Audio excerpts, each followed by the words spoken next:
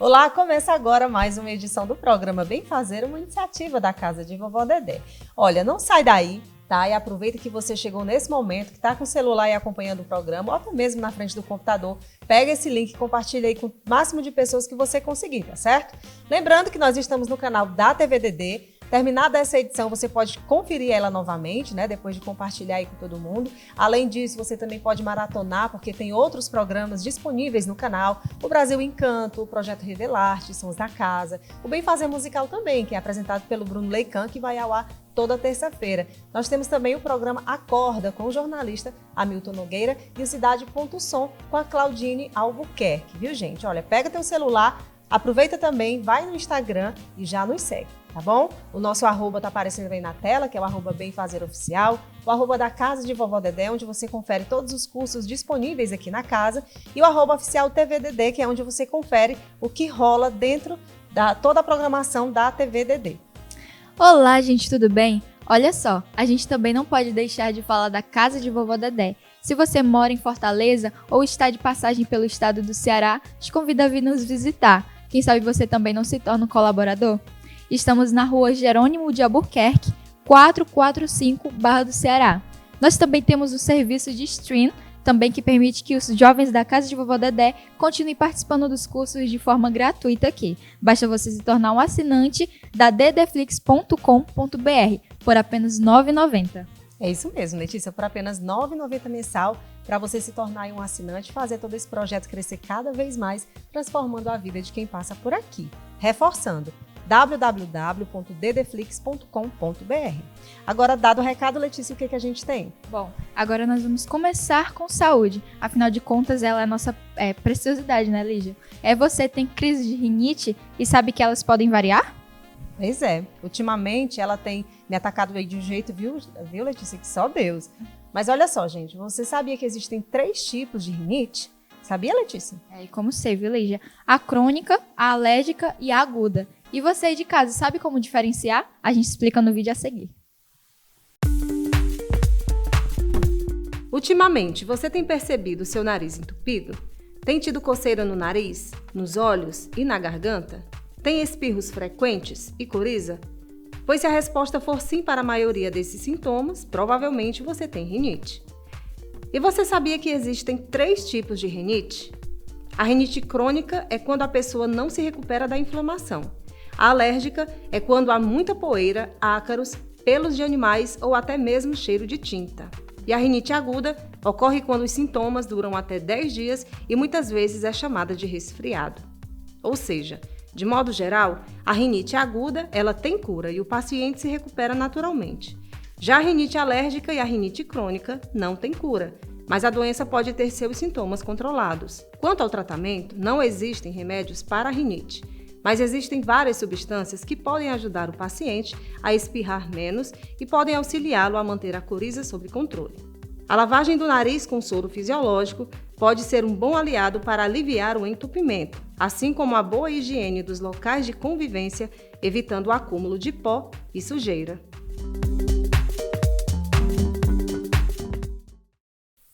Viram aí, né, gente, a diferença entre os 3 tipos de rinite. Lembrando que a rinite crônica e alérgica, ela não tem cura. Então, a gente precisa ficar atento aí e se cuidar o máximo possível para ter uma qualidade de vida melhor, né? E qualquer sintoma, lembre-se, procure ajuda médica, tá? Espero que essa dica tenha servido para você, principalmente para você que tem algum tipo de rinite, né? Afinal de contas, ninguém merece passar por vários transtornos aí no meio de todo mundo, né? É isso aí. E dando continuidade ao programa Bem Fazer, agora a gente vai conhecer o projeto Criança Feliz, que atende a 70 crianças ministrando aulas de reforço escolar, recreação e passeios culturais. Muita gente pergunta o que o projeto significa para mim. É simplesmente alguma coisa que me completa por dentro, que me faz ser uma pessoa melhor, que todos os dias quando eu acordo eu paro para pensar em cada uma das crianças, em cada uma dos voluntários, porque sem vocês o projeto não existe, ele simplesmente é idealizado e vocês fazem tudo isso acontecer. E é muito lindo, muito mesmo, saber que a gente pode compartilhar esse sentimento bom, esse amor, esse carinho, essa coisa tão forte dentro da gente com tanto de gente assim. Criança. Ser criança é brincar sem medo de ser feliz e sem medo de se machucar. Sonho. Uma coisa que envolve força, determinações e que vence todos os obstáculos. O projeto Criança Feliz é um projeto social sem fins lucrativos, com sede no campus 2 da EL, que atende a mais de 70 crianças com idade entre 3 e 17 anos, todos os sábados, no período matutino, ministrando aulas de reforço escolar, recreação e passeios culturais.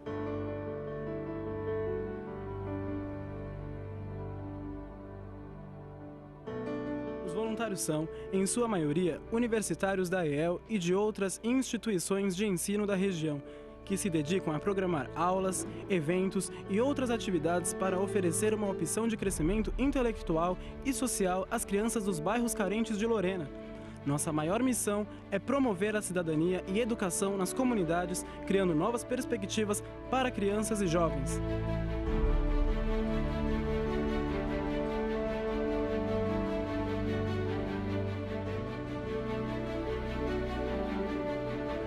Bom, ser PCF para mim é maravilhoso, é descobrir uma família nos amigos, a gente fica tão longe das pessoas, quando a gente chega aqui a gente descobre essa família maravilhosa.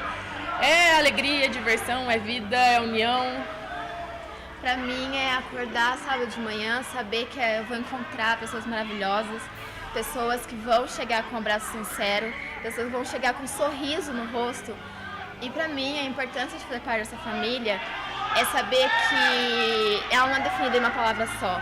Uma vez me perguntaram para definir um projeto em uma palavra e todos os voluntários escreveram. Para mim, o que mais chamou a atenção foi aquele que disse que PCF é tudo. Que não tem como definir PCF em uma palavra só. Entendeu? PCF é gratidão, é amor, é carinho, é esperança, é companheirismo e principalmente é ser família. PCF é esse conjunto de mais de 70 sorrisos, 70 abraços por sábado. Bom, eu acho que é isso. Para mim é encher o peito e falar, eu faço parte dessa família.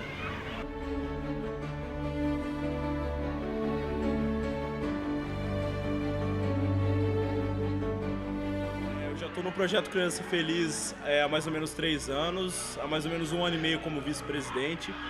E por ter acompanhado tanto tempo essas jovens e crianças, eu consigo ver no futuro delas pessoas que vão ser capazes de mudar a própria realidade delas. Hoje eles são sonhadores, hoje eles inspiram, porque eles sabem que eles têm habilidades, que eles têm talentos e que eles podem futuramente ajudar pessoas como a gente ajuda hoje.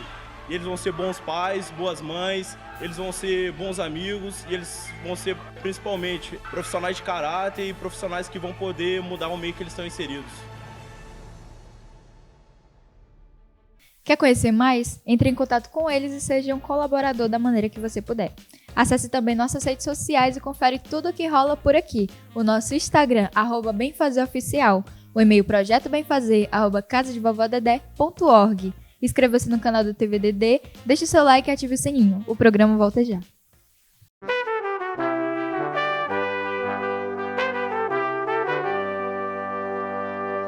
Conheça agora mais uma ação do projeto Barra Mundo da Casa de Vovó Dedé, compartilhando ideias, promovendo arte e cultura e fortalecendo a economia da Barra do Ceará.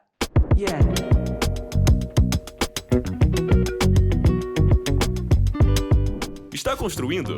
Vai construir? Vai reformar? Não tem mais dúvida.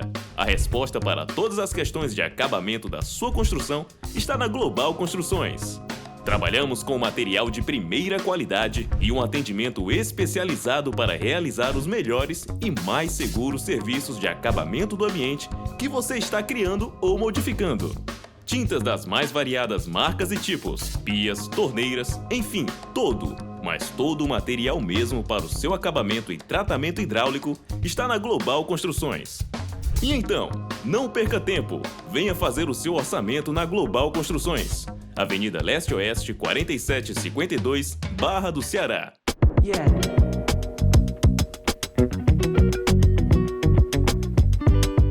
Se você está indeciso na venda, compra, troca ou financiamento da sua moto, as dúvidas chegaram ao fim. A Milton Motos resolve qualquer dessas questões com um serviço da mais alta qualidade. Na Milton Motos você encontra a valorização mais vantajosa da sua moto usada e os melhores preços e condições para adquirir aquela moto novinha que você tanto sonha. E na Milton Motos você encontra tudo em peças, acessórios e serviços para qualquer necessidade de manutenção da sua moto. Procure nossos serviços. Venha conferir. Milton Motos, Avenida Leste-Oeste, 4744, Barra do Ceará.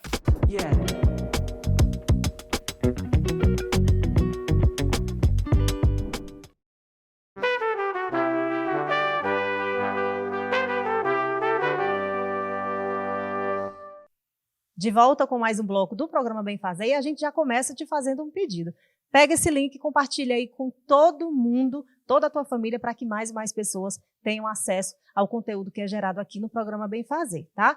Olha só, gente, novembro é o mês da consciência negra, dia 20 para ser exato. Mas afinal, você sabe o que representa essa data?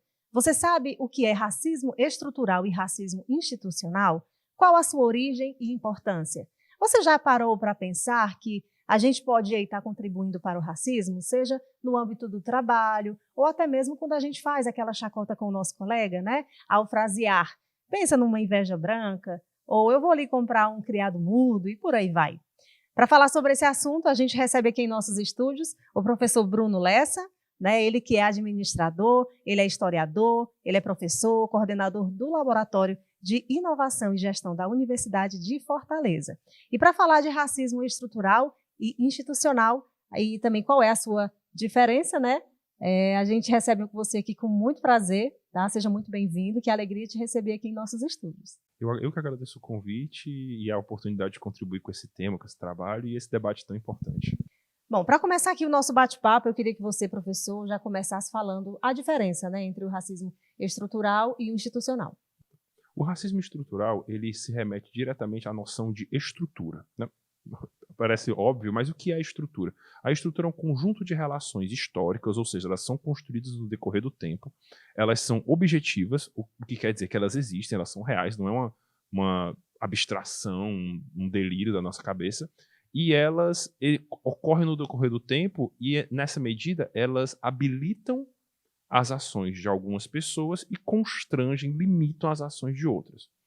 O racismo estrutural era colocado dessa forma porque, baseado em caracteres raciais, em características que têm a ver com a raça da qual aquela pessoa faz parte, você habilita a ação de um grupo, no caso os brancos, e restringe as oportunidades de outro, no caso a população não branca. No Brasil, mais especificamente, a população de origem indígena, os chamados povos originários, e principalmente a população negra que foi escravizada, sequestrada de África, no decorrer dos 350 a 400 anos que a gente teve o cenário de escravização aqui no Brasil.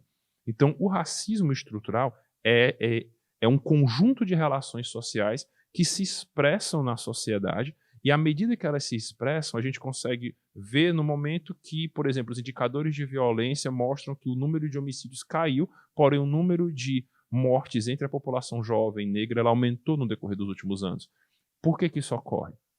Essa é uma pergunta que a ideia de racismo estrutural, esse conjunto de relações sociais e históricas nos ajuda a entender. Por exemplo, quando nós vimos recentemente o caso de uma criança de 12 anos que foi assassinada, uma criança preta que foi assassinada, numa cidade satélite ali de Belo Horizonte, de Vinópolis, logo após o segundo turno, né?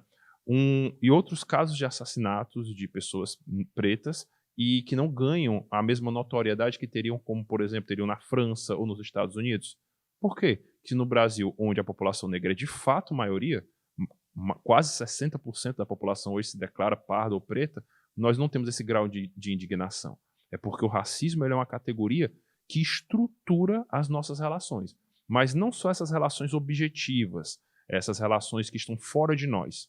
A gente costuma dizer na ciência que essa estrutura era estruturada, né? Eu vou repetir isso várias vezes, ou seja, ela está fora de nós, mas o mais importante, ela é estruturante.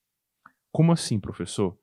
A estrutura, o racismo, por ser estrutural, ele organiza a minha forma de pensar. Quando eu estou na rua, por exemplo, vamos fazer aqui uma analogia para vocês, uma metáfora.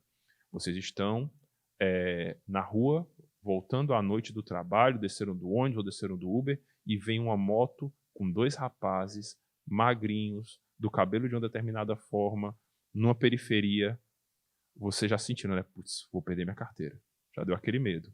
Eu não precisei falar, mas eu tenho certeza que na cabeça de vocês e de quem nos assiste, esses rapazes possivelmente eram pardos ou pretos, embora eu não tenha falado isso no exercício. Ou seja, essa racialização, mesmo da metáfora, ela estrutura, ela vertebraliza, ela organiza a nossa forma de pensar. E isso é o racismo estrutural.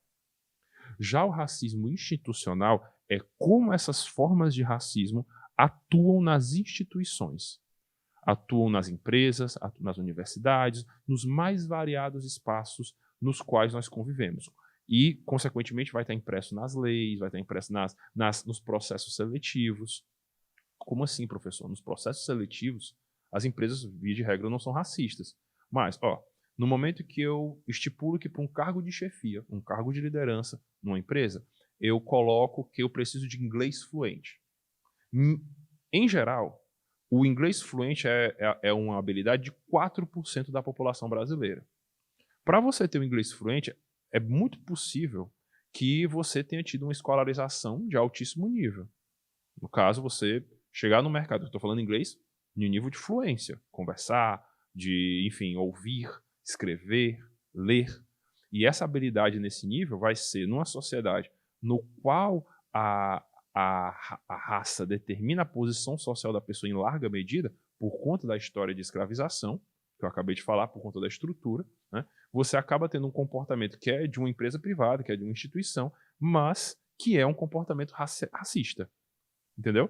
Por isso que muitas vezes não é que nós sejamos racistas, mas nós vamos ter, seja como indivíduos ou como organizações, comportamentos racistas oriundos dessa carga histórica, que vai estar não só nesses comportamentos que eu falei para vocês, mas também na nossa forma de falar. As expressões como inveja branca, criado mudo, magia negra, cabelo ruim, e assim em várias. Né? Se você prestar atenção, o cabelo ruim é o cabelo crespo. Vai ser aquele cabelo não tratado, não alisado. Se a gente pensar, antigamente tinha-se muita questão das seleções de emprego pedir boa aparência. O que era boa aparência? Era um cabelo alisado, se fosse um rapaz, o cabelo curtinho, uma barba, mas uma barba, se a barba fosse existir, ela tinha que ser uma barba bem aparada, mas uma barba maior, ela projeta uma ideia também de uma pessoa mais preta, uma pessoa mais pobre. E isso é algo que estrutura, que organiza as relações sociais no Brasil há muitos e muitos anos. Perfeito. Você estava comentando, né, exemplo dos dois rapazes na moto, e na nossa cabeça já vem aquela imagem, né, de dois meninos pretos ou morenos, enfim. De onde é que vem essa imagem, assim, onde a gente vê uma certa pessoa de um lado da calçada e a gente precisa ir para o outro lado para se sentir seguro? E aí a gente tem o nosso comportamento também de defesa. De onde vem? Será que vem dos meios de comunicação, porque a gente vê muita violência? Primeiro, me permite fazer uma pequena correção. O moreno, ele não existe. O que existe é o pardo. O que a gente costuma falar de preto de pele clara ou pardo. Porque o moreno, na verdade, se a gente pensar, é a pessoa branca de cabelo preto. Então, assim, o costume, porque no Brasil, para poder se desidratar a ideia de que o racismo existe, né, assim nutrindo o mito da democracia racial, como se o Brasil fosse um espaço de oportunidades iguais para pessoas pretas e pessoas brancas, o que a gente sabe que não é. Como a gente acabou de falar, esses pequenos elementos, se a gente sabe que se vai para um trabalho que vai mais próximo ao público, se for uma menina preta, uma menina branca, a menina branca provavelmente vai ter a preferência por aquela noção de boa aparência que eu acabei de falar há pouco. Né? Vale só ressaltar o que era ser apresentadora de programa infantil no Brasil na década de 80 e 90 era fundamentalmente ser loira. O grande desafio para as potências europeias, quando você começou as grandes navegações, quando o capitalismo vai iniciar, é como é que a gente vai conseguir mão de obra barata, certo? Porque capital, que é como eu posso dizer, a gente tem três fatores principais de produção: capital, a terra e o trabalho, tá? Terra, você tinha a terra das colônias, e o capital você tinha a estrutura que os países europeus vão mandar para esses países. Mas e o trabalho? Né? Trabalho barato, consequentemente, me deixa com mais margem. E eu precisava de uma mão de obra muito barata, se possível aquela que não cobrasse nada. Sendo que qual é a justificativa moral que você vai ter, científica que você vai ter, para tornar alguém escravo, para escravizar alguém? Né? Então é necessário algum parâmetro. E aí cria-se o parâmetro racial. O racismo, como nós entendemos hoje, ele vai nascer mais ou menos ali no século XVI, na chamada Idade Moderna, ali, né? Pré-contemporânea.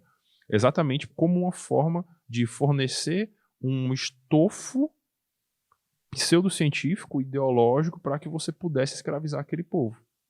E quem seria esse povo? Claro que não seria o povo europeu, o povo branco. Né? Qual seria a justificativa para... Claro, haverão outras justificativas, mas fundamentalmente a justificativa racial, ela dá essa razão científica. E claro, o racismo religioso vem na esteira também. É fundamental, não existe racismo. Hoje o racismo religioso, por exemplo, o antagonismo e a criminalização, a marginalização das religiões de matriz africanas é fundamental para a construção atual do racismo brasileiro. E, consequentemente, isso vai estar presente em inúmeras formas de representação simbólica. Professor, o que é isso, representação simbólica? A gente expressa, os nossos sentimentos, os nossos medos, os nossos afetos por meio de símbolos. Palavras são símbolos. Gestos são símbolos. Então, no momento que eu vejo esses dois rapazes, esses metafóricos aqui falando, periféricos, né? Não, possivelmente, e coloco assim aquela brincadeira de botar a mão no bolso, como se fosse proteger, esse ato, né, que é um símbolo, também vai estar racializado. Entendeu? Porque assim, o racismo é essa rede de complexidades. É uma estrutura que organiza a nossa forma de pensar e, consequentemente, a nossa forma de agir. Então, por isso que a gente troca de lugar na calçada, quando a gente vê esses tipos que vão estar dentro desse nosso conjunto avaliativo, na nossa cabeça, que vão estar ligados a esse medo. Eu posso ser roubado. Por que eu posso ser roubado? Porque são dois jovens pretos, periféricos, e toda essa construção que o periférico está ligado à pobreza tem a ver também com estar ligado à negritude. Espero ter conseguido responder a tua pergunta. Com certeza, obrigada e muito obrigada também pela correção, né? Porque às vezes também está no nosso dia a dia e aí acaba passando. É por isso que é importante a gente estar falando sobre isso, viu, gente? Eu espero que esse programa realmente sirva para você a mudar, né, o seu próprio vocabulário, até o seu próprio comportamento, viu, diante de algumas situações. E aí depois eu quero que você fale a respeito se existe alguma estratégia assim, né, de mudanças. Mas pode. Eu ia perguntar se o senhor acredita numa forma de cura, né, para o racismo, porque essa é uma questão estrutural, histórica, né, que a gente já sofreu. Aí tem muita gente, tipo, por exemplo, na internet, que falam, a solução é a gente tratar todo mundo como pessoas iguais e blá, blá, e muitas dessas pessoas acabam fazendo brincadeiras de mau gosto em relação a isso. Tem inúmeras formas. Eu acho que a sociedade brasileira vem caminhando. Claro que a gente deseja que isso fosse mais rápido, né? Mas se for uma construção histórica de 300, 400 anos, vão ser necessários algumas centenas de anos aí, a gente talvez menos, né? Mas algumas dezenas, com certeza, para que a gente consiga superar essa situação. Nós já temos medidas afirmativas, como as cotas, por exemplo, que são de reparação histórica, que ajudam a você igualar essas oportunidades. O que você imagina, Letícia? Que você é uma jovem preta da periferia, né, aqui de Fortaleza, e aí você tem que, por conta de uma condição de nascença, trabalhar para ajudar a sua mãe. Assim, eu não digo nem trabalhar fora de casa, não. Ajudar a sua mãe no serviço doméstico. Que é uma coisa que tem a ver também, no caso da situação da mulher preta, tem a ver não apenas, ela sofre dobrado, porque além do racismo tem o machismo. Então, normalmente, a mulher vai ter delegado uma posição de fazer mais serviço doméstico. Então, aquele tempo que você poderia, por exemplo, estar estudando, né, você vai ter que estar em casa ajudando sua mãe. O que faz todo sentido. Mas, assim, no momento que eu garanto que esse tempo que você não pôde dedicar tanto ao estudo seja compensado via uma preferência por uma vaga, eu te garanto uma posição num lugar que é muito importante que a população preta ocupe, que é a universidade.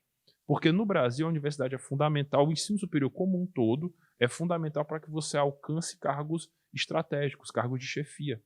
E, consequentemente, a gente consiga colocar a população preta, dissociar a população preta desses lugares subalternos, os trabalhos mais braçais, por exemplo, né?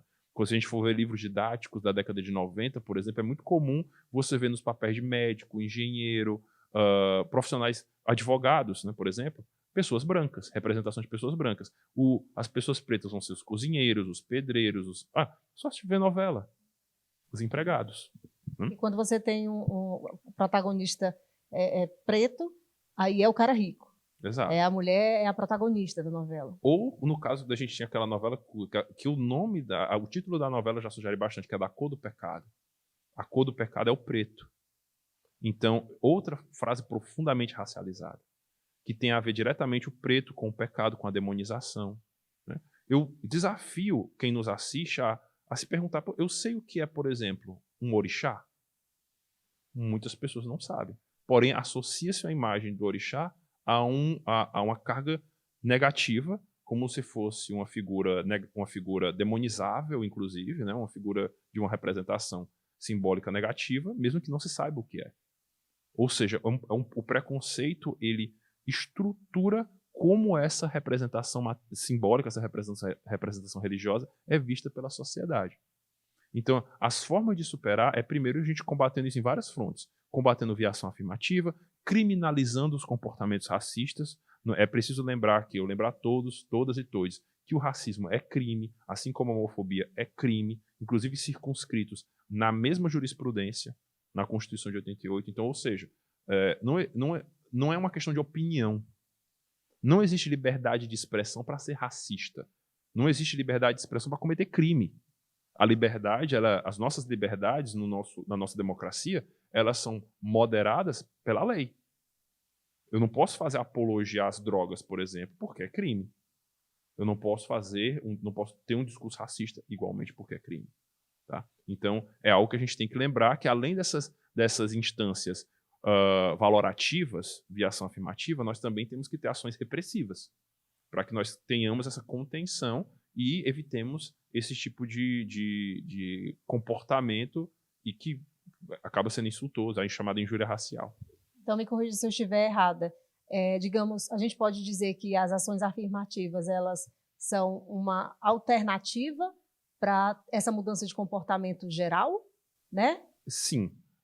Elas são uma parte da solução.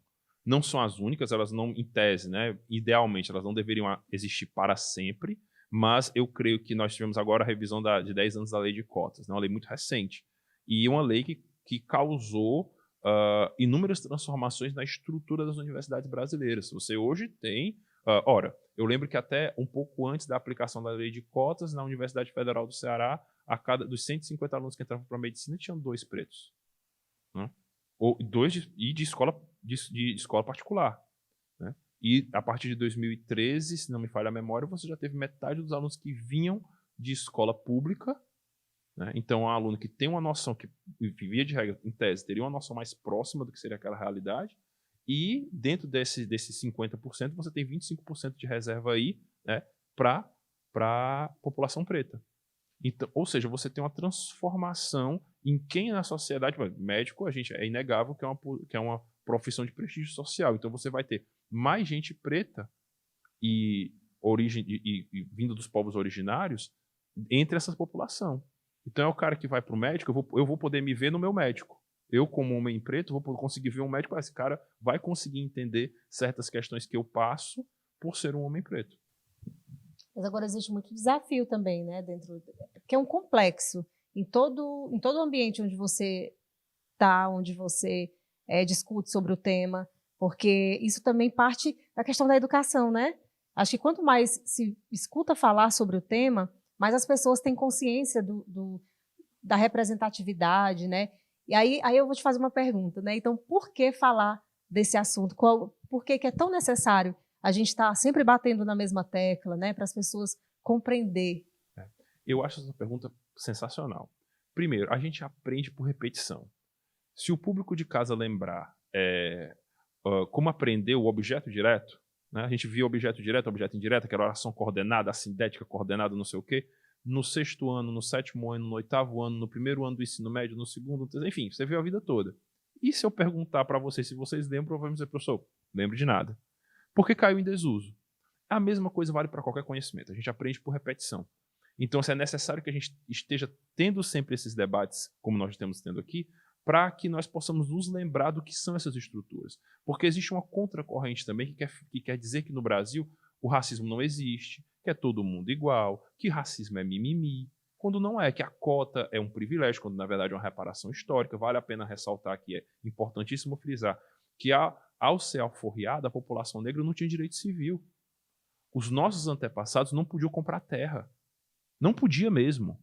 Né? As manifestações religiosas, as manifestações culturais, como o samba, como a capoeira, como o candomblé, como a umbanda, não eram apenas marginalizados, eram criminalizados. Um homem preto, uma mulher preta que estivesse na rua em qualquer horário, no horário comercial, podia ser preso por vagabundagem. Ou seja, você teve toda uma estrutura repressiva, não podia se comprar casa em determinados bairros. Você teve toda uma estrutura repressiva orientada, não só... vale ressaltar também que grande parte do incentivo à imigração, principalmente à imigração alemã, no final do século XIX, a partir de 1880 e século XX, foi para embranquecer a população brasileira, porque o foco era resolver o que se chamava à época de o problema do negro no Brasil. Porque um país com tanta gente preta não ia conseguir ser um país desenvolvido, então a gente tinha que se embranquecer. Para ser embranquecido, não bastava só ter gente branca, era necessário matar, exterminar a população negra. É como os estudiosos de raça no Brasil sabem disso. Qualquer estudioso sério sabe. O extermínio da população brasileira, da população preta brasileira, é uma política pública. Muito bem desenhada, muito bem arquitetada, do império para cá. A gente vive num país, infelizmente, onde as tensões raciais chegaram no seu ápice. E é um país que eu, sem medo de errar, digo, tem ódio à população preta. E o que é que você acha do pensamento racismo reverso, né? Que existe gente que acredita real, né? É um delírio. Eu te digo, Letícia, é um delírio. Não existe racismo reverso. Porque o racismo ele foi feito, primeiro, para poder criar porque um dos desafios também aqui que a gente tem na Latinoamérica foi criar uma coisa que não existia aqui, que é branco. Não existia gente branca. Você tinha índio, você tinha a população preta e você tinha o cara que veio, o colono. Né? O branco ele precisou ser criado.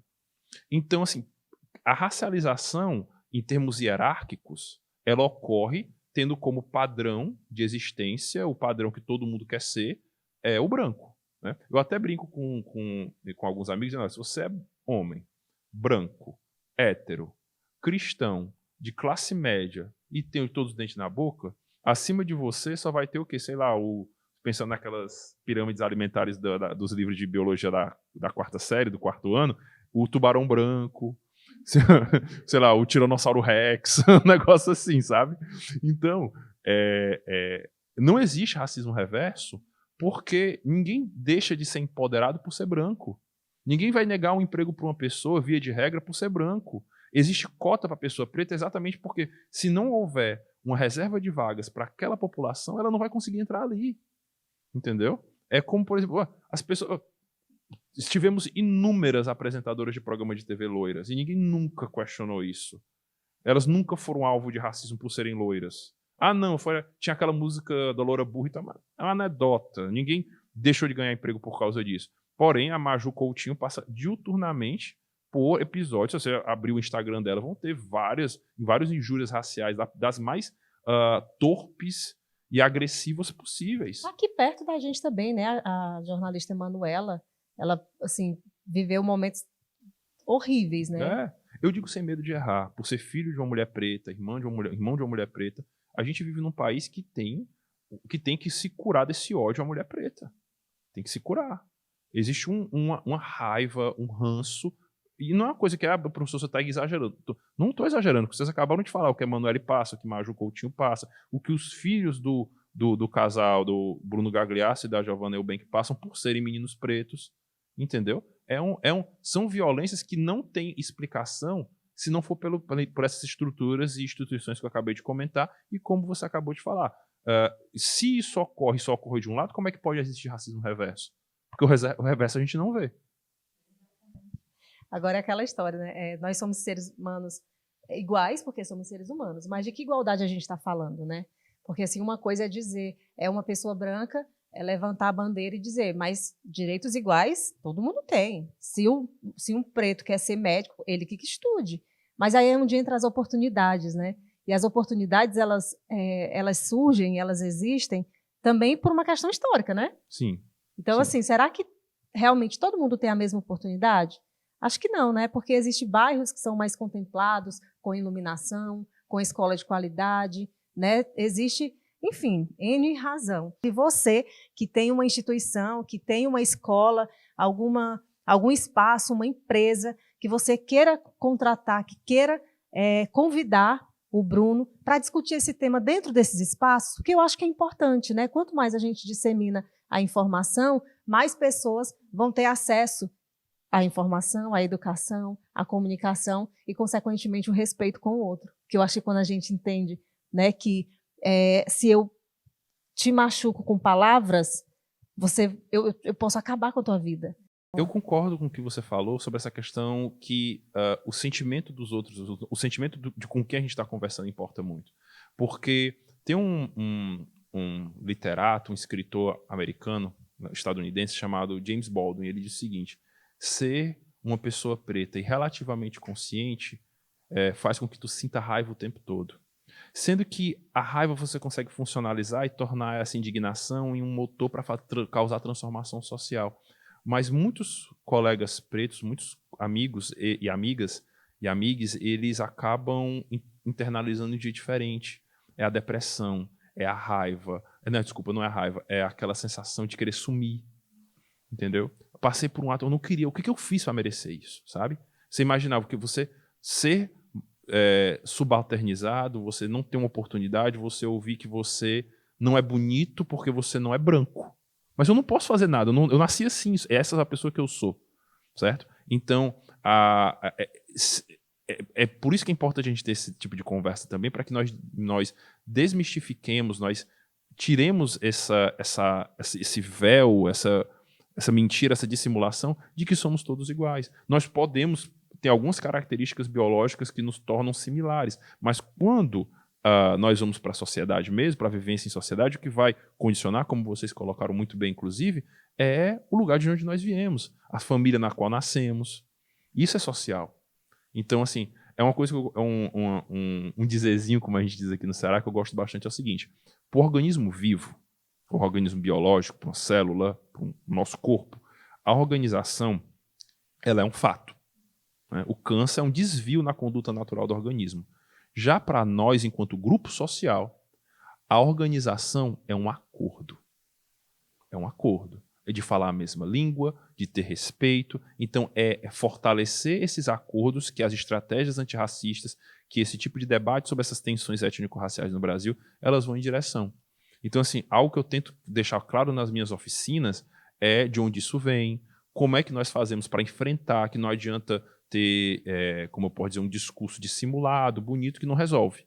A gente tem que, às vezes, apelar para a empatia, às vezes, apelar para a lei. No caso, lembrando que a gente está falando de algo que é crime. Não é questão de opinião, é crime. E isso tem que ficar bem claro. E aí, sobre, assim, né, quando você fala, porque eu acredito que tem muita gente, eu não sei se é o seu caso aí que está acompanhando o Bem Fazer, mas, assim, às vezes tem muita gente que quer dar um de inteligente, de entendedor do assunto, né? E aí, às vezes, quando identifica alguma situação, aí chega lá comprando a briga e, às vezes, não tem argumento, né? Porque, às vezes, não tem aquela informação ideal, né? Por isso que é bacana esses momentos de conversa, da pessoa mesmo, ela, por si só, pesquisar, ler teses, assistir filmes, né? Ouvir pessoas que fala sobre esse assunto, porque, assim, uma coisa é você mostrar, reforçar a sua indignação por algo que te incomoda, né? Outra coisa é você fazer tudo isso, mas de um jeito para poder aparecer, e não tem conteúdo. Sim. Então, você não está ajudando em nada. Você está apenas adicionando um elemento a mais para que o racismo continue, né? Então, assim, eu acredito que é importante esses momentos de bate-papo, porque isso tem que estar mais presente na nossa vida, né? Independente de onde a gente esteja. Porque uma coisa é eu brincar com a Letícia num ambiente fechado e a gente super se entende, né? Agora, quando isso vai para um supermercado, por exemplo, a gente está aqui, vem cá, preta véia, vem cá, não sei o quê, não sei o quê, não sei o quê. Quem absorve isso vai reproduzir. Exato. Né? Com certeza. E eu digo para as pessoas trabalhar essa questão de pensarem, por que eu falo isso? O que quer dizer isso que eu estou falando agora? Né? Por que o inveja branca? Por que o preta velha? Eu não sou suas nega? Por que todo esse conjunto simbólico, esse palavreado racializado é tão negativo? Isso tem a ver diretamente com essas estruturas que a gente está falando. Então, assim, é esse trabalho que eu sugiro acompanhar. E como você acabou de comentar, existem inúmeros influencers e produtores de conteúdo e intelectuais, como o professor Renato Nogueira, o professor Silvio Almeida, inclusive até cotado para ser ministro dos Direitos Humanos, a professora Djamila Ribeiro, outros intelectuais clássicos, como Lélia Gonzalez, como a professora aqui cearense, uma sumidade nos estudos de raça, a professora Zelma Madeira, da Universidade Estadual, né? Professor Bruno Lessa. Então, assim, nós temos gente que está produzindo conteúdo, que está indo nas empresas falar, que está, enfim, participando desses ambientes. Inclusive, eu deixo aqui o meu o meu Instagram, BrunoLessa85, no qual eu trato não só dessas questões de raça, porque, na verdade, a minha formação de origem é do empreendedorismo. Eu sou historiador, sou administrador e tenho toda uma produção intelectual de mestrado, doutorado, pós-doutorado, também em empreendedorismo. Mas eu debato raça porque as condições de empreender são sociais também.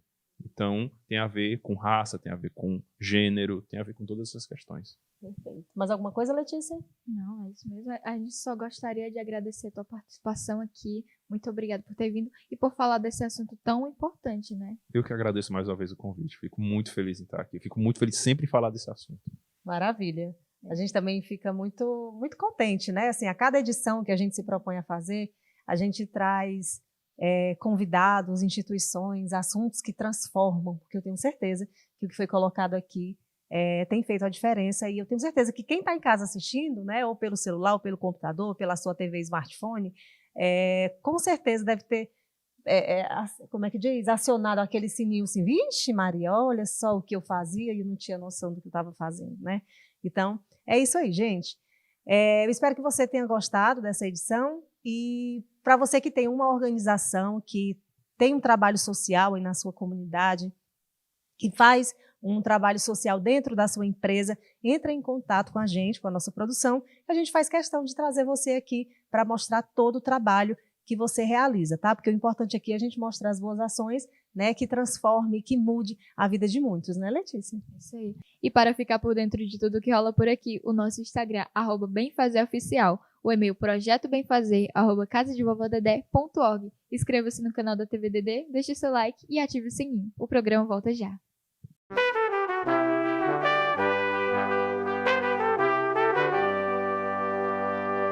Conheça agora mais uma ação do projeto Barra Mundo da Casa de Vovó Dedé, compartilhando ideias, promovendo arte e cultura e fortalecendo a economia da Barra do Ceará.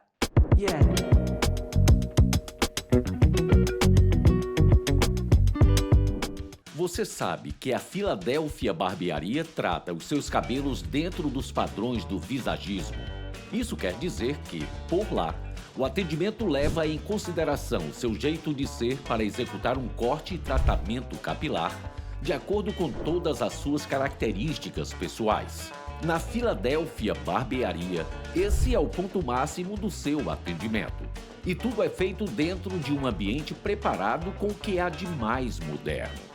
Cada profissional que atende você está preparado em cursos internacionais, usando produtos das melhores marcas para seu visual ficar do jeito que você deseja. E na Filadélfia Barbearia, todo cliente é muito, muito especial. Visite e se torne mais um cliente especial da Filadélfia Barbearia. Nosso endereço é a Avenida Leste-Oeste 5009, na Barra do Ceará.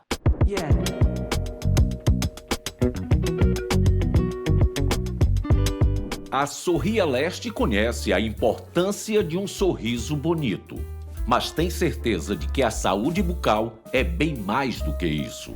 Ela é um investimento na saúde de todo o seu organismo. Para isso, está pronta para atender a todos com um tratamento de alto nível em condições acessíveis a todos.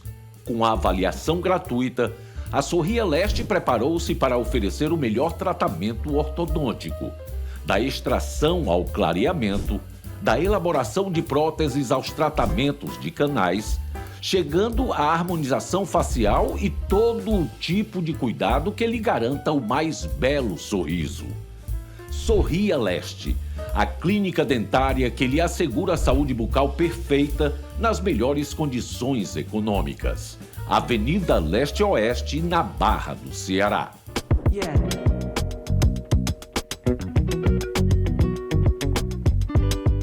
Ótica Rubi.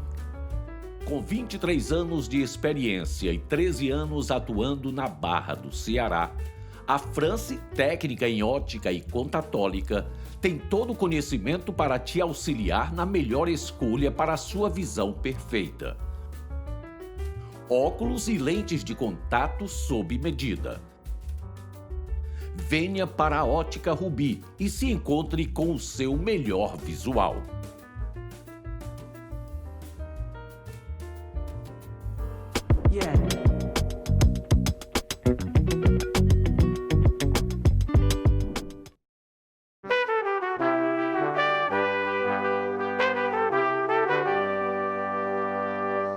Olá, de volta com mais um bloco do Bem Fazer, diretamente aqui do estúdio da TVBD.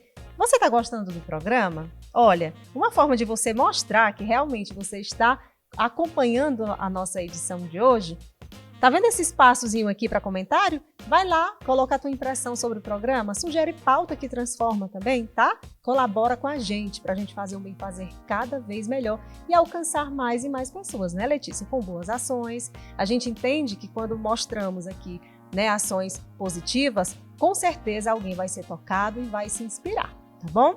Agora a gente vai falar sobre os benefícios da aromaterapia, né, que é um sistema terapêutico reconhecido pelas ciências da saúde. E a prática terapêutica, como a conhecemos hoje, ela vem desde 1928, quando um químico francês, em uma experiência aí pessoal, ele observou o poder curativo do óleo, né, de lavanda em uma queimadura. E hoje, Letícia, ela é adotada por vários países, né, inclusive aqui no Brasil. E vale destacar que a prática ela foi inserida em 2018 no rol dos recursos integrativos da Política Nacional de Práticas Integrativas e Complementares do Sistema Único de Saúde. Que poder, hein, Letícia, que tem? E agora a gente confere uma entrevista muito bacana, muito especial, onde a gente vai falar sobre os benefícios da aromaterapia. Pode rodar.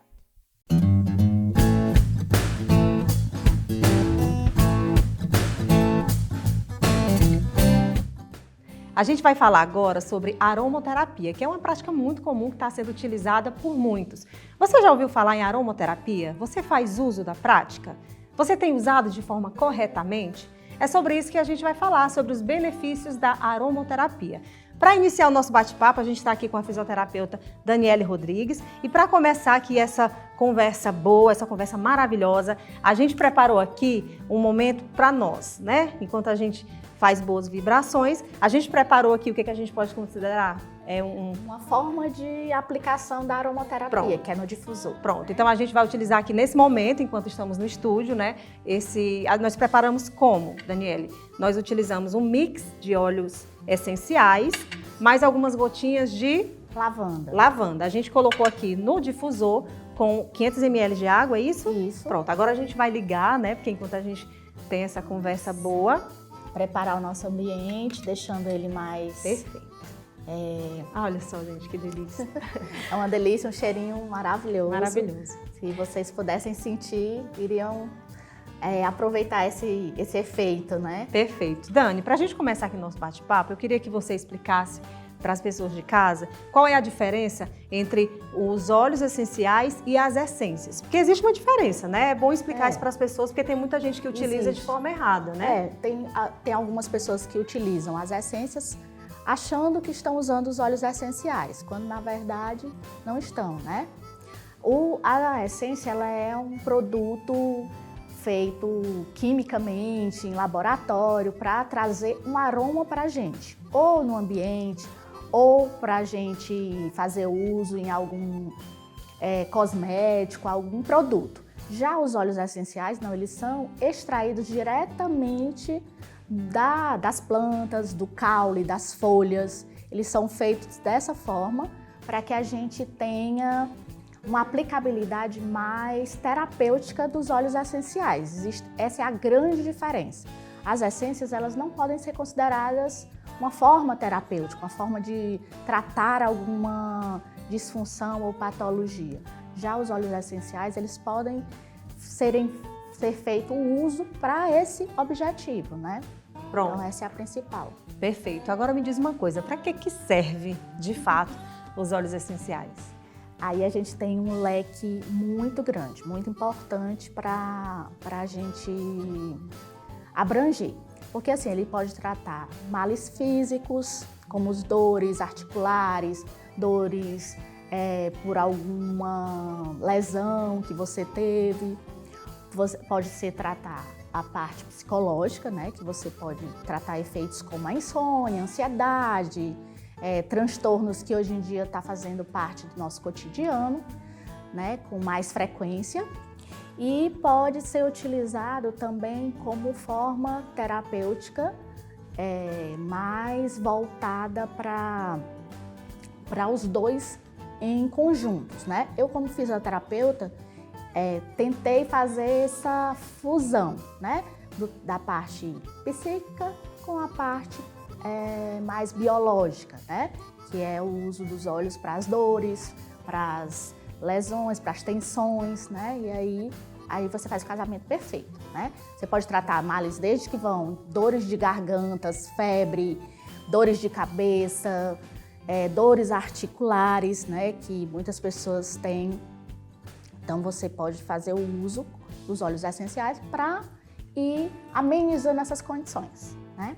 Dani, você falou duas palavras aí que me chamou muito a atenção. Acredito que muitas pessoas que estão acompanhando o Bem Fazer se identificaram. Estresse e ansiedade, que foi o que a gente herdou dessa pandemia, né? Que, graças a Deus, as coisas já estão melhores.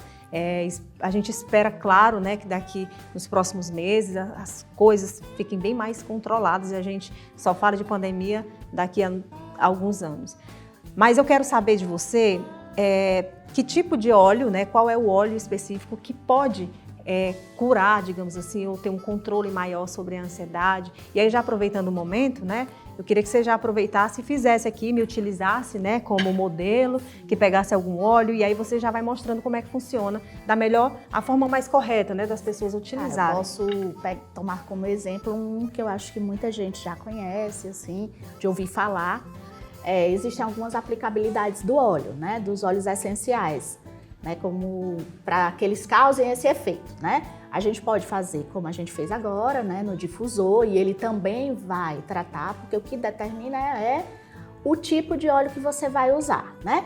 Um bastante conhecido pela maioria das pessoas é o lavanda. O lavanda, ele tem essa propriedade, uma propriedade sedativa, calmante, que ele ajuda nesse processo de insônia, crises de ansiedade, ele controla essas emoções que a gente tem esse poder de ir através do aroma, penetrando na nossa corrente sanguínea e com isso trazendo o efeito dele pra gente. A segunda forma que a gente pode aplicá-lo é utilizando na palma da mão, porque às vezes você não tem um difusor em todos os momentos, né, para poder utilizar. Aí a gente pode pegar a palma da mão, a gente aplica uma gotinha. Uma gotinha apenas, tá, Uma gotinha. Aí a gente faz a leve, vou colocar na minha para demonstrar também. E aí a gente faz uma flexão, né, nas duas mãos, até ela aquecer um pouquinho. Quando você faz esse movimento, o que é que está acontecendo com o óleo? A gente está fazendo com que ele penetre na nossa pele, né? E a gente está ajudando a carrear o óleo para o nosso corpo, certo? O que a gente vai fazer agora? Inalar dessa forma. A gente faz uma concha com as mãos e aí a gente inala por 1 minuto, 30 segundos, até que aquele aroma vá penetrando, né? Vá fazendo o seu efeito aromático, né? Aqui é a forma aromática que a gente está fazendo. A gente está utilizando duas formas, a tópica e a aromática. A gente está fazendo a função dele penetrar na nossa corrente sanguínea e está fazendo a mesma função que o difusor faria, mas de uma forma mais efetiva, porque você está levando a narina com mais proximidade, né? Só uma pausa, para as pessoas ficarem mais cientes da melhor maneira. Você falou uma gotinha. É importante que seja uma gota, porque se você exagera, o efeito, você não consegue alcançar o efeito, é isso? Porque uma gota. Os óleos essenciais, é o indicativo para você colocar dessa forma aromática, né? Com as mãos. Por quê? Porque ele tem uma concentração muito forte do produto, da lavanda. Então, por que colocar uma gotinha? Uma gotinha é suficiente para que ele faça aquele efeito momentâneo em você, de acalmar, de deixar mais serena, né, a pessoa, e aí controlar aquela emoção da ansiedade. O fato de você colocar, a quantidade vai ser determinada pelo tipo de problema, pelo tipo de óleo que você está utilizando, porque existem uns com uma concentração tão alta, como por exemplo esse aqui, que é o hortelã-pimenta. O hortelã-pimenta, ele tem um nível de concentração tão alta que uma gotinha corresponde a, vamos dizer assim, se você diluísse em pastilhas, né? Diluísse assim, como se você tivesse... Porque ele pode ser utilizado para você... Pessoas com mau hálito, né? Você pega uma gotinha, pinga na mão também, usa esse dedo, você pode botar no céu da boca, na língua, para que você vá eliminando as bactérias que promovem o mau hálito. Ele não é só para mau hálito, tu pode só pontuar outros benefícios? Ele tem outros benefícios, sim. Ele é um óleo muito importante nas enxaquecas, você pode utilizar ele também de forma... É o mal do século também, viu? As enxaquecas são muito presentes hoje em dia no nosso cotidiano, né? Então, dependendo do tipo de enxaqueca que você tenha, clinicamente já diagnosticado, você pode utilizar ele de forma tópica também e de forma aromática, né? A tópica é como a gente fez agora, a gente utiliza uma gotinha, né? Somente uma gota por conta da potência que ele tem. Aí você pode também, além de fazer o uso na mão e aromático, você pode utilizar ele um pouquinho nessa região de fontes que a gente utiliza aqui. A gente só aproveita um pouquinho da mão que já está utilizando o óleo e coloca aqui. Ela dá um alívio muito bom para quem tem enxaqueca. Aquelas enxaquecas com náuseas, né? Ele tem um efeito muito positivo nesse tipo de situação.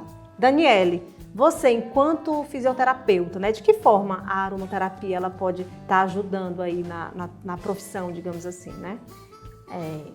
Eu, assim, utilizando os óleos, eu comecei a observar como pessoa, assim, na verdade eu entrei no mundo dos óleos essenciais através de mim, né?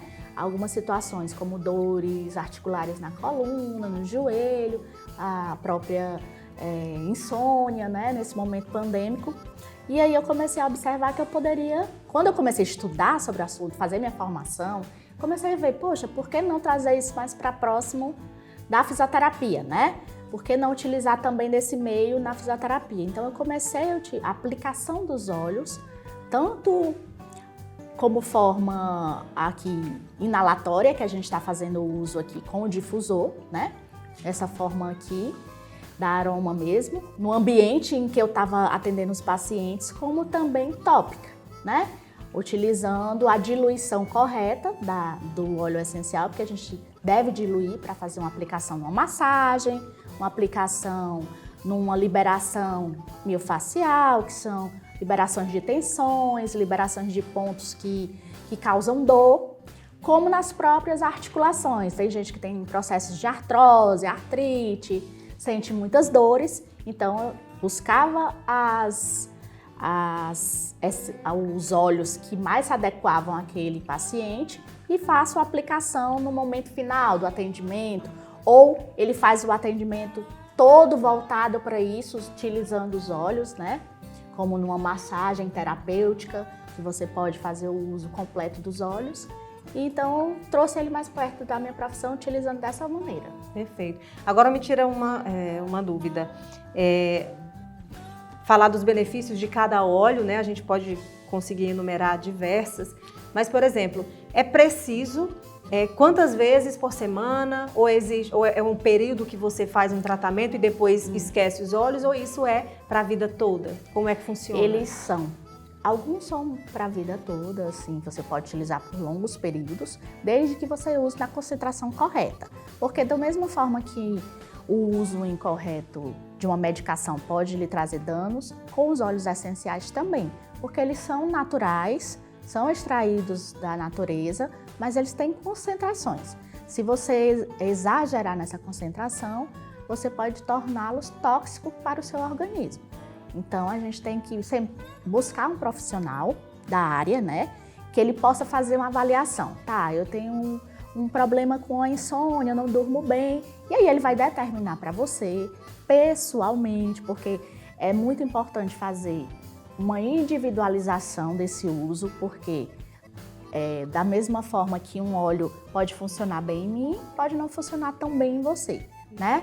Então, a gente faz essa ressalva para sempre ter essa procura, né, do profissional correto. Aí ele vai determinar se você vai usar 2 vezes por dia, 3 vezes ao dia, se o uso dele vai ser por 2 meses, 1 mês. Em geral, a gente utiliza um óleo, por exemplo, lavanda. A gente já discutiu o efeito dele aqui, que é esse efeito mais calmante, mais tranquilizante. A gente indica fazer o uso contínuo dele até 2 meses. Por quê? Porque você vai absorvendo a propriedade daquele óleo, absorvendo, chega um momento que ele já começa a ficar menos, vamos dizer assim, preciso para você, e aí você pode reutilizar, fazer uma alternância, né? Escolhe um outro óleo que tem as mesmas propriedades para que você dê continuidade ao tratamento, né? E aí a gente vai fazendo essa alternância, vai para um, depois volta, né? Mas em geral a gente indica fazer o uso dele até 2 meses, né? Perfeito. E assim, a gente tem umas categorias que podem, a gente falando um pouquinho dos óleos. Em geral, os cítricos, como a gente tem aqui o limão siciliano, o laranja selvagem, são óleos essenciais que eles também te trazem uma coisa de bom humor, uma coisa de te deixar com a sensação de bem-estar, com a sensação mais alegre. Em geral, os cítricos, eles sempre te lembram essa coisa boa, né? Essa coisa mais voltada para o bem-estar, né? Além de ter também as funções físicas. O óleo de limão siciliano, ele é muito utilizado para quem tem problemas de indigestão, problemas de refluxo, sabe? Eles são bem aceitos para esse tipo de pessoa, tanto o laranja selvagem quanto o limão siciliano, porque eles têm essa propriedade também física de tratar esse tipo de disfunção que a gente apresenta, né? E o mais importante é que eles são naturais, né? São produtos extraídos da planta, da folha, da raiz, do caule, numa concentração que eles conseguem retirar apenas o óleo daquela planta, daquela propriedade, né? E temos aqui também, a gente pode dar exemplo como o alecrim. O alecrim, ele também pode ser usado na cosmética, como pode ser utilizado também na parte física. O alecrim, as mulheres costumam passar no cabelo para ajudar no crescimento, para limpar o couro cabeludo, né? O melaleuca também é um óleo muito, assim, hoje muita gente já conhece o melaleuca porque ele tem uma função antibacteriana muito boa. Então, eles podem ser usados assim em fungos, para unhas, né? Pode ser utilizado como fungicida para várias situações, né? Então, ele é muito importante, além de ser um maravilhoso hidratante para os cabelos. Olha só, mulherada. Estamos no caminho certo. Isso, aí a gente pode utilizá-los, que eles são muito bons, viu? Perfeito. Você falou da questão profissional, né? acredito que quem está em casa, com certeza se identificou com algum problema citado aqui. E esses problemas, eles têm cura por meio da aromaterapia. Sim. Não é à toa, né, que o próprio SUS, ele incluiu a aromaterapia como uma forma, né, de cuidar, de tratar certas doenças. Sim. E aí, eu queria ver com você o seguinte, queria que você falasse mais, assim, como é, por exemplo, você é fisioterapeuta. Você não precisa ser fisioterapeuta necessariamente para ser aromaterapeuta. Não. Não, né? Não. Então, eu queria que você falasse como é que é feito esse processo. Você resolveu ser aromaterapeuta. Onde buscar essa formação? Porque é preciso ter, né? Você não precisa ser... Aliás, não é nem que não precisa ser. Você não pode sair aplicando óleos por aí, né? Porque você não conhece o diagnóstico da pessoa, né? No qual você vai tratar alguma doença. É o que vem acontecendo muito, Lígia. Que é assim, com essa... meios de comunicação são rápidos as informações. Então, as pessoas começaram a divulgar que os efeitos. Tem muitos efeitos, os efeitos são muito bons. Então, todas as pessoas que buscavam esse tipo de efeito começou em busca dos óleos essenciais para fazer uso. Como você disse, na pandemia eles ficaram mais presentes no nosso cotidiano, porque começou-se a observar coisas mais naturais para que a gente pudesse ter efeitos curativos, né? Então, o que aconteceu?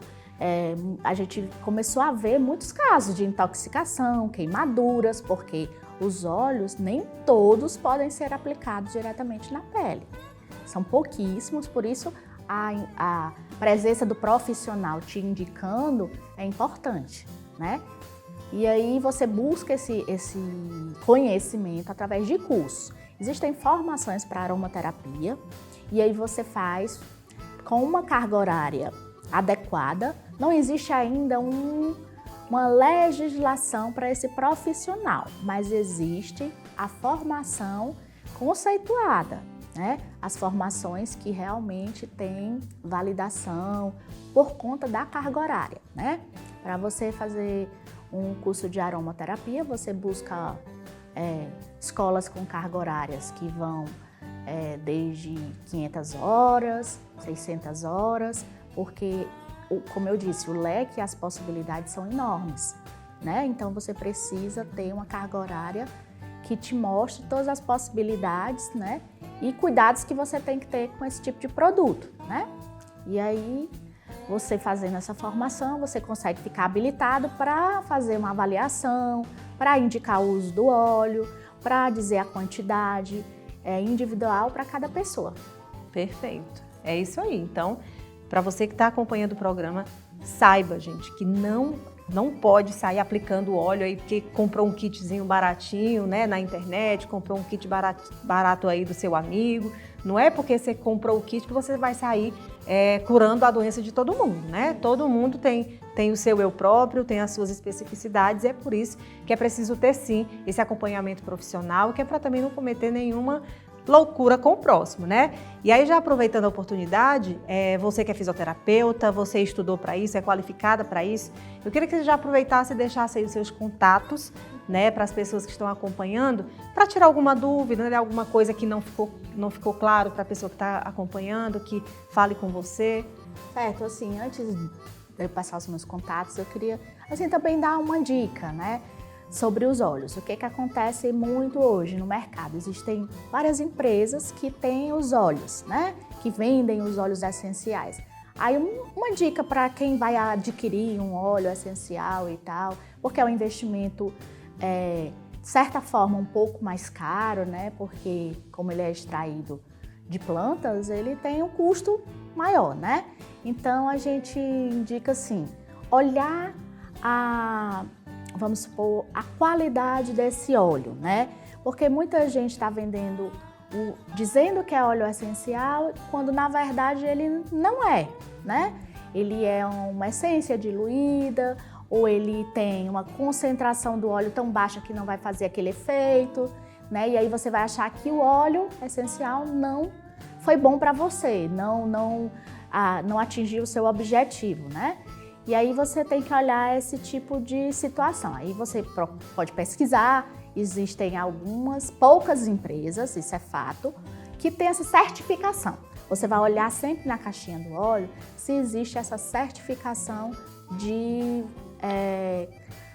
pureza do óleo, né? Ele tem lá, ele é obrigatório a colocar essa certificação, né? Dizendo se ele é 100% puro ou que tipo de concentração tem, né?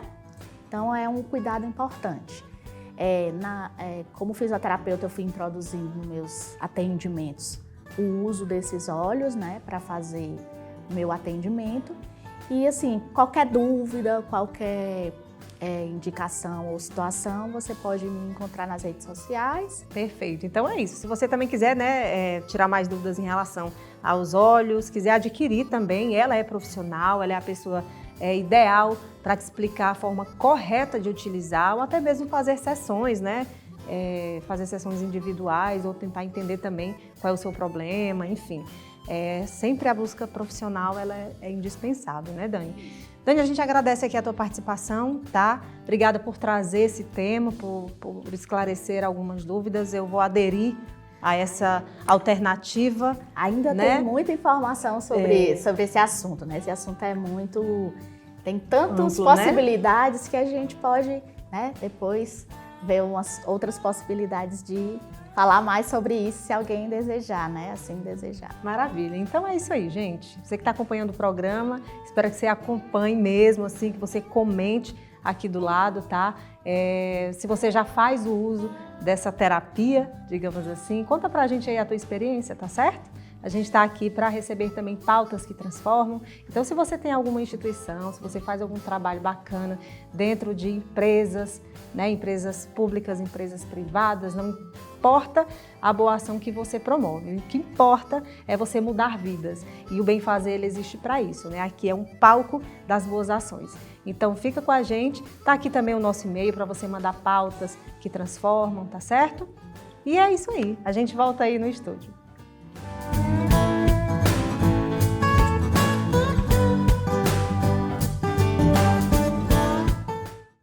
E olha que legal, né, Lígia, saber que a aromaterapia ajuda a gente em tratamentos e curas de doenças. Exatamente, principalmente da questão da ansiedade, né, que é um mal que muito tem se falado depois dessa pandemia. Na verdade, a gente ainda continua em pandemia, né, mas muito tem se falado sobre ansiedade. As pessoas estão olhando com mais cuidado, estão se procurando mais ajuda e uma alternativa é a aromaterapia.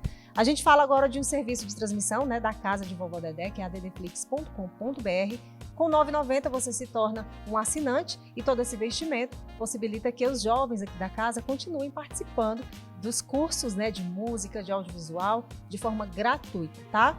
A gente deixa também um recado para você que está acompanhando o programa, que está com a gente até agora, que não perde uma edição e não tem problema se perder, porque a edição fica disponível no canal para você assistir quantas vezes você quiser. Então a gente faz um pedido muito especial para você. Se você tem alguma sugestão de pauta, algum tema interessante, tá? Entra em contato com a gente e a gente faz questão de colocar esse assunto ou instituição aqui no programa Bem Fazer, tá bom? Um beijo especial para você, Neide Costa, um beijo especial para você que nos acompanha e até semana que vem, se Deus quiser. Acesse nossas redes sociais e confere tudo que rola aqui na Casa de Vovó Dedé. O Instagram, @Casa de Vovó Dedé. O do programa, @BemFazerOficial. O e-mail projetobemfazer, @casadevovódedé.org. Inscreva-se no canal da TV Dedé, deixe seu like e ative o sininho. E assim, encerramos mais uma edição. Glória a Deus, seja abençoado, seja alcançado por essa tremenda graça. Você que está aí, você que está aqui também, seja abraçado pela tremenda graça do Senhor.